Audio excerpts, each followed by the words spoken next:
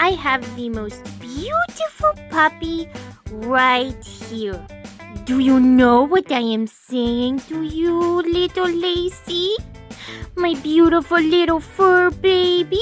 Yes, I have a baby voice when I talk to my sweet little Lacey. She is the center of my world, and I love her so much.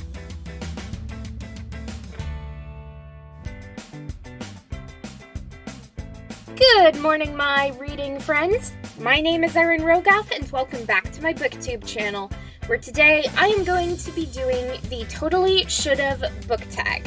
So let's get right to it. First up, we have what is one book that totally should have gotten a sequel? There are so many choices that I can think of. However, I can narrow it down to just one that comes to mind immediately, and that is If I Was Your Girl by Meredith Russo. This is the type of book with an ending that could hint at something more, and Amanda Hardy, the main character, wanted to move to New York City to find her place in the world, and Grant was the easygoing type who I could totally see following her there. Meredith Russo, if you are watching this video, please write a sequel. I will read it tomorrow if it's published at midnight. Question 2. What is one book that totally should have gotten a spin-off series? Well, my prayers were actually answered for this one. I wanted a spin-off series of the Court of Thorns and Roses series by Sarah J. Maas. By the time I have this video uploaded to my BookTube channel, the sequel will have already been released and will be in my possession, and I will forever ship Nessie in for as long as I live and forever afterwards.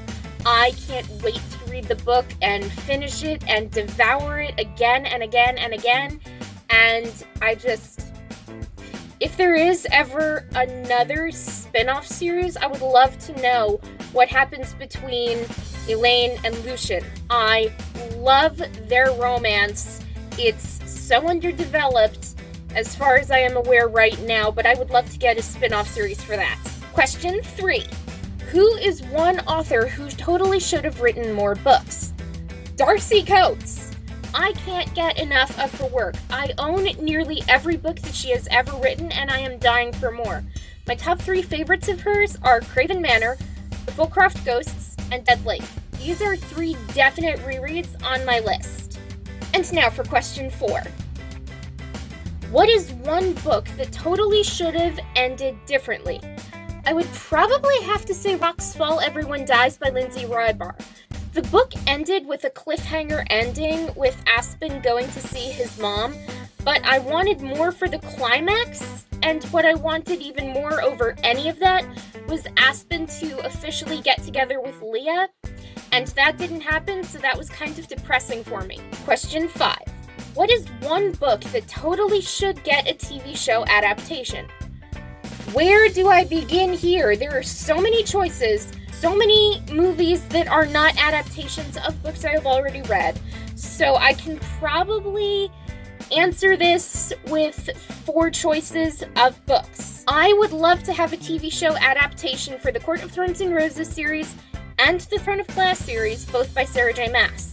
I don't care if it's 8 seasons long, each season being one of the books, or 8-hour movie adaptations featuring every single detail Sarah J. Maas gives. I would love that. Everyone would be waiting forever to get to the next season, but it would be worth it because her writing is so incredible. I have nothing bad to say about it. And the fact that Sarah J. Maas can kill off a character and then drink a cup of tea with, Satan, and then go back to writing, I admire that about her.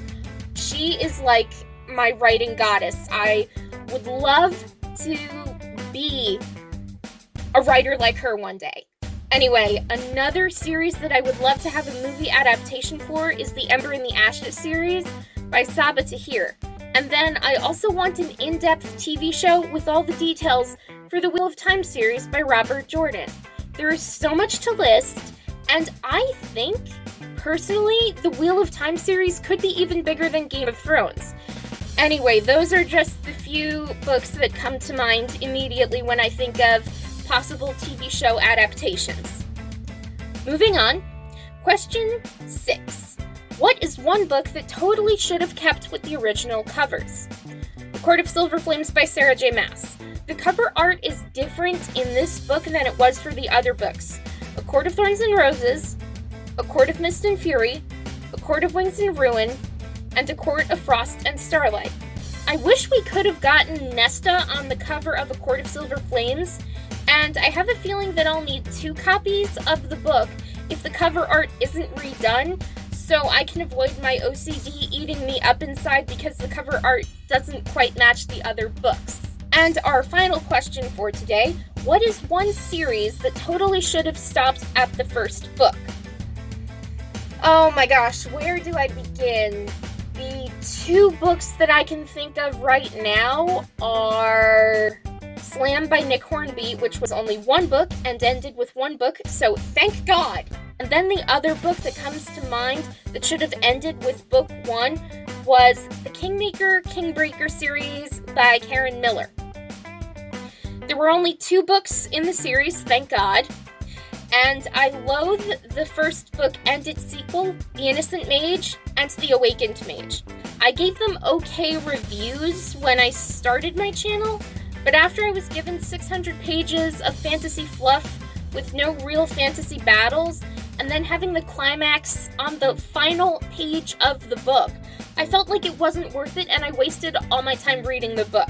So that's 601 pages of a book that I hated that I could have spent reading another book that was even longer than that and so much better.